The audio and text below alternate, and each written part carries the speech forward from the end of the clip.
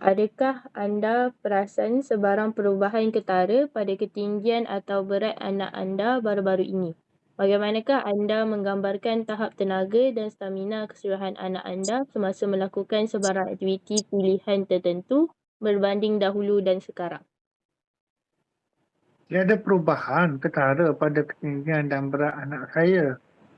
Setelah memasuki umur 2 tahun, anak saya telah pandai menggunakan alatan ICT.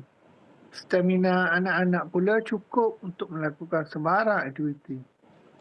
Bolehkah anda menggambarkan bagaimana anak anda melakukan aktiviti yang memerlukan pergerakan besar seperti berlari atau melompat?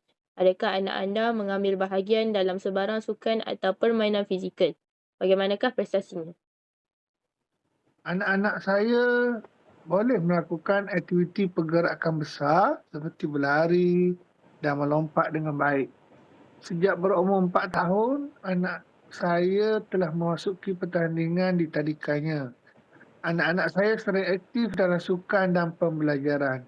Alhamdulillah, setiap pertandingan sukan yang disertai beliau akan menang. Adakah anak anda suka mengendalikan tugasan yang memerlukan pergerakan kecil seperti menulis atau menggunakan alatan? Anak-anak saya memang suka melakukan aktiviti yang menggunakan blok seperti Lego. Sejak dari kecil lagi, anak-anak saya gemar membina menggunakan Lego. Bolehkah anda berikan contoh aktiviti yang anak anda nikmati yang melibatkan koordinasi mata tangan seperti melukis atau membuat kraf? Selain itu, anak saya juga membuat kraft seperti membina gelang tangan menggunakan manik-manik yang berwarna-warni bersama-sama kakaknya. Bagaimanakah anak anda mendekati penyelesaian masalah yang dihadapinya? Bolehkah anda memberikan contoh cabaran terkini yang dihadapi anak anda dan bagaimana dia mengendalikannya? Anak saya walaupun masih di tadika, beliau sudah boleh menyelesaikan masalah yang dihadapinya. Cabaran terkini yang anak saya hadapi antaranya merakamkan video. Beliau dapat menyelesaikan masalah dengan meminjam telefon ibu bapa untuk merekod video yang guru minta.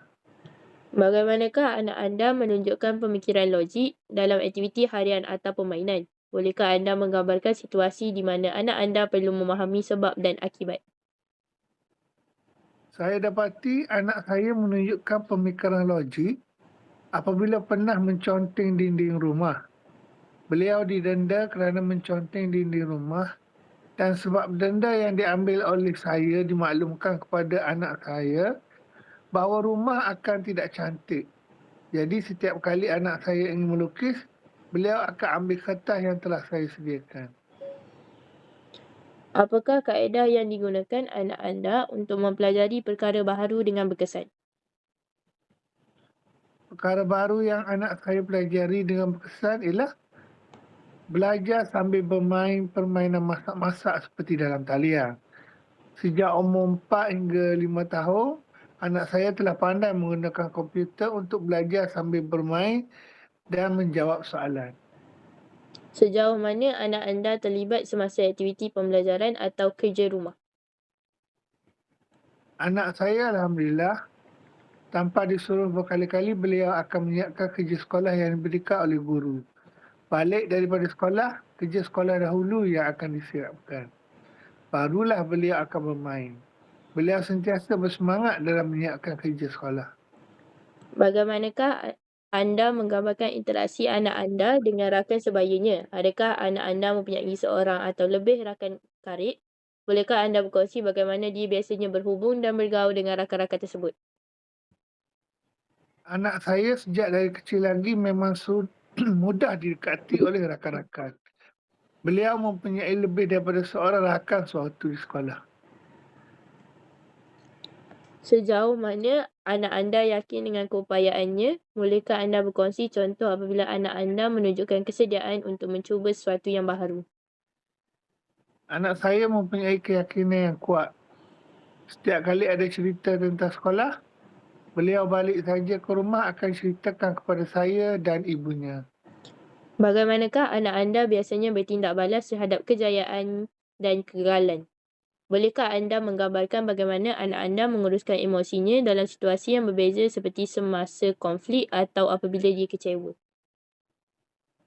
Kebiasaannya apabila menghadapi kegagalan, anak saya akan berkongsi dengan ahli keluarga.